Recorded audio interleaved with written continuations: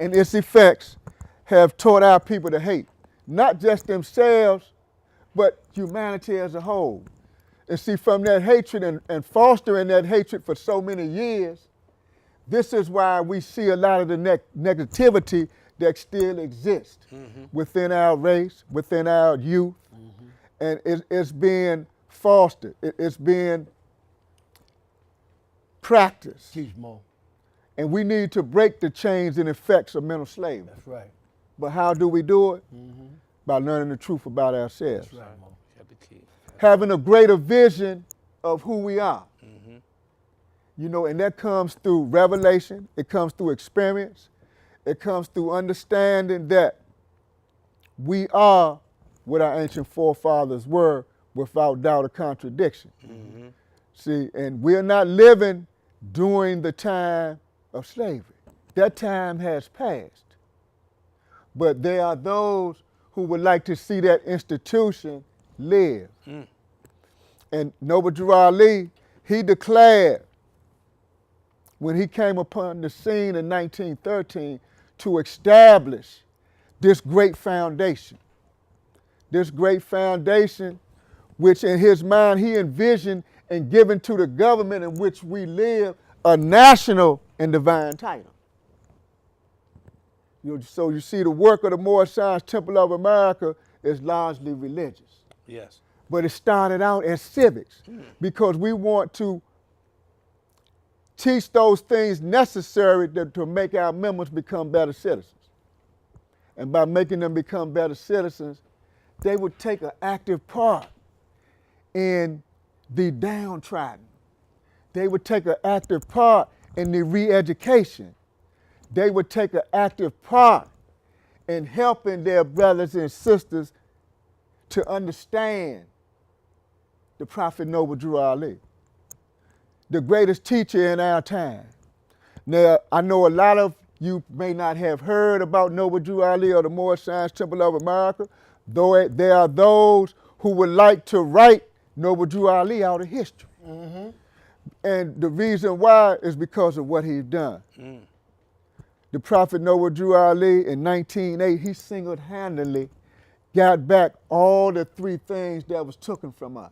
See, we were walking around as a nation of people as 2/5. We didn't have a nationality, which is our form of human identification. We didn't have an ancient and divine creed of our own because the law states that you must worship under your own vine and fig tree. And number 3, we didn't have a birthright, just as all other nations or families on earth have birthrights, legacies that's left and created by their foreparents. See, Noble Drew Ali brought all those 3 things back to us when he completed his mission here in America in 1928. And to safeguard that plan of redemption, the Prophet had to set it up legally in a certain way. And for those that know law, know what I'm talking about. See, whenever you want to perpetuate a good idea, because this is an everlasting movement. That's right, Mo. Yes. Now, a lot of us may not be aware of some of the legal terminology or the legal institution known as an express trust. But the Prophet set this up unilaterally to affect our overall redemption and salvation here in America. And with that, I want to begin to speak on the theme of the meeting today. And that's the uniting of this great divine and national movement. Talk about it. Well, how do we plan to achieve this? Well, first we want to unfold, Sheikh Lynch Bey, a national agenda that would entail bringing all of the grand bodies in under this one umbrella. This one umbrella. We want to be able to foster this unity. That's right. Because, see, where there's unity, there's strength. See, we need to pound that in right now. Because a lot of us have forgot some of those teachings that the Prophet Noble Drew Ali taught us. That's it, Mo. Because we have allowed outside influences come in to disrupt the running of the organization and movement. You know, and as a consequence, it has become stagnated because the works of the Prophet Noble Drew Ali was so dynamic. And the Prophet Noble Drew Ali, he not only was working on a national level, he was working on an international level as well. And we want to keep that out there because the Noble Drew Ali was embraced when he was here and during his time from his birth to his death in 1929. He was embraced by the nations of the earth. Yes. He was received as the last true and divine prophet. Yes. And he was born amongst us. See, when you go into the Bible, when you read chapters like Deuteronomy, where it talks about in the chapter of how God will raise up from amongst a people a prophet. Yes. You know, he will put his words in that prophet. So the words that the great God of the universe put in our prophet Noble Drew Ali was about the knowledge of our nationality, being Moorish Americans. You know, the prophet let us know, he said that we no longer had to cling to the names and principles that deluded slavery, Sheikh Lynch Bey. We ain't got to do that no more. No more. But see, so much so, a lot of us have adopted the character and the principles that went along with slavery. See, we got to see, because those marks are unconstitutional. That's right, Mo. And those principles and those things that stem from that, they are no longer wanted. Because what we have to do, we have to become born again when we coming into this light. Because this light is a great and mighty work. And I just like to thank my earlier teachers, which one of them was Sheikh Lynch Bey. Praise Allah. And many others who contributed to my growth and development as a Moorish American, where I can stand before you today and deliver to you some of them blessings that I have received in laboring here in this great divine and national movement. You know, I learned many things. You know, and some of the things that I touched on earlier, and some of the great lessons that the Prophet Noble Drew Ali came to share with us, they have redemptive value. That's right, Mo. You know, they would bring us back for those who have lost their way. See, the ills that we are facing today, in a profound sense, they're moral and spiritual. Right? But they're also social and economic. Talk about it, Mo. When we talk about on a national level, the things that the community face. And y'all know what I'm talking about. Y'all know the problems we have, the social issues. You know, some of us can't even effectively get along with each other because we haven't effectively learned how to process and deal with our emotions. See, when it comes to uplifting oneself, when it comes to being born again, we got to change how we think. That's right, Mo. Because the institution of slavery taught us how to think like a slave. So how do I get out of that mindset? Sheikh McClurkin Bey, how do we get out of that mindset? Good question, Mo. Good question. Well, first, we got to inform ourselves of our own ignorance. I mean the things that we don't know. See, we got to stop being the loud professor. Yes. Because in being the loud professor, sometimes people have been misled by the loud professor. See, the loud professor need to really sit down. Yes. See, because if in order for you to know, you got to be the message that you bring. That's right, Mo. And That's since right. that's what we're here in the Moorish Science Temple of America about being the message that we bring. Because we want to take what the Noble Drew Ali had brought us, this plan of redemption and salvation, and we want to uplift ourselves. But before we can help to uplift the community, to uplift the nation, we have to uplift ourselves That's first. it, Mo. That's right. We have to uplift ourselves, and uplifting yourself, I'm talking about refining your human character. I'm talking about introducing the people to a higher standard That's it. of growth and development. That's right, Mo. I'm talking about bringing on a new civilization, We got the an advanced stage of human what? Oneness. Form of human development. And these teachings right here brought by the Prophet Noble Drew Ali will surely allow us to obtain those goals and ends. But I want to talk a little bit more about unifying this Moorish movement because I'm looking forward to it. I'm looking forward to going into Chicago, meeting with Grand Sheikh Kenyu Bey and his staff. I have met with several other sheikhs and members of other grand bodies. Also, currently, I want to inform you, for those that would like to attend, for May the 3rd and 4th, 2014 in Washington, D.C., we'll be hosting the Unity Summit.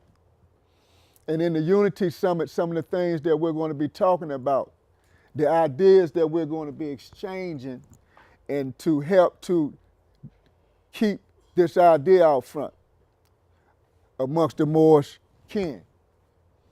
And we're going to come there. For all that want to come, you're invited. You're invited to this party. You're invited to this Jubilee. You're invited to put your input into it. Because the Prophet let us know when he was here, he said that he said it's work enough all to do in building a better world. But we need everyone. But we need you to be at your best. We want you to come with good intentions. Don't bring your political aspirations, That's right, Mo.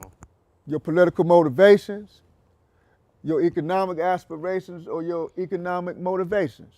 Come with an open heart to learn the principles of unifying. That's right. It's about the Prophet. That's And right. when you come, we're going to share some things with you. We're going to share how we can achieve that goal. We're going to talk about some objectives into achieving that goal. We're going to talk about how to eradicate those things that have come in amongst us and in our midst that has stagnated the progress. Done us no good. See, if you do history, for those of us that's lovers of history and we love to research the historical facts and truths so they can best serve our aims and our purposes today. See, because we know that it's forces out there that's been profiting off of our ignorance, That's right. off of our disunity, off of our intolerance. But see, what we're going to do, we're going to teach effectively how to eradicate that so we can be able to move forth as a unified Moorish movement according to law. That's right. Because that's the only way we're going to be able to move on, that's according to law. See, law governs all events. All events. And we Mo. got to understand that. So first, one of the things that the Prophet how he began to uplift the Moorish Americans, that's by teaching them to be themselves. That's it. Teaching them what it is to be Moorish. Teaching them who our ancient forefathers were. See, before I came into the knowledge, I didn't know that my forefathers were the founders of civilization. Sheikh Lydia. I didn't know that. I didn't always know that. Sheikh Lynch, but I didn't always know that. But as learning the teachings and the divine instructions of the Holy Prophet, I began to have not just a love for history and a great love for my forefathers' ancient and divine creed, but I also learned to have a great appreciation for Yes. womanhood. That's right. Because here in the Moorish Science Temple of America, I have learned that it ain't but one way for a man to be born, but there are thousands by which he may be destroyed. That's right, Mo. And as a people, or any people, I know that we have witnessed a lot of these things in everyday living. Some of the things that have destroyed our communities, some of the things that have influenced our nation to be intolerant of the people in general as a whole. See, we got to move beyond the status quo. Islam. That's right. We Mo. got to learn how to move beyond what we call the caste system here that looks at people and embrace people from those things. Mm-hmm. And what I mean and what I would like to say is that the caste system itself, you know, it puts the upper class up here, the middle class, and the lower class. You know, and when you have the caste system, and within that system, certain things take place. And here, if we want to truly affect the redemption and salvation of all people, see, but Noble Drew Ali came to us first because we needed a prophet. Praise Allah. He came to us first. But his mission was to uplift fallen humanity. Yes.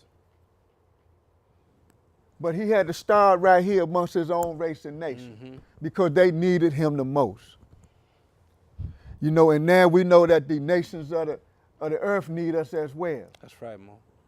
They need us as well because we want to not just unify us, but we want to show the world how to unify and become in harmony again with their Father God Allah. That they return to their own and worship under their own vine and fig tree. That's it. Praise Allah. See, because once we truly learn to love instead of hate, then unity won't be no problem. It's not. See, we'll be able to work together. We'll be able to learn together. We'll be able to cry together. You know, we'll be able to, man, do so many great things together. That's right. That would not just help us as a nation of people or a race of people, but all races of people around the world. Because the prophets, what the prophet brought can save this That's planet right, Mo. Yes. That's right. from the destruction that it's facing. Truly, that's right, Mo. You see? And that's more what? Creating or reinventing an advanced stage of human development and civilization. And I'd just like to give honor to the Prophet Noble Drew Ali for coming at the time that he came. The conditions that existed here in America. The conditions that existed, some of those conditions are still prevalent today. And it's because some of us have dropped the ball. So we got to get back on our job. We got to get back on our post. If we are to bring about this great unity amongst us, because see, charity begins at home. You know, that's one of the things I always learned here at the Moorish Science Temple of America. Charity begins at home, but it spreads abroad. And in unifying this Moorish movement, see, the more people we have to work on these aims and objectives, the shorter it would take. See, with myself, Sheikh Lydell, and the Moors that I mentioned, the few that's working for these aims, but if we had more, we can do more. Then we can dare and do wondrous things. That's right, Mo. Because the Prophet Noble Drew Ali challenged us. That's right. Yes. He said, if you have race pride and love your race, he said, join the Moorish Science That's what Temple he of said, America. Mo. That's what he said. That's what he said. You will know who your forefathers were without doubt or contradiction.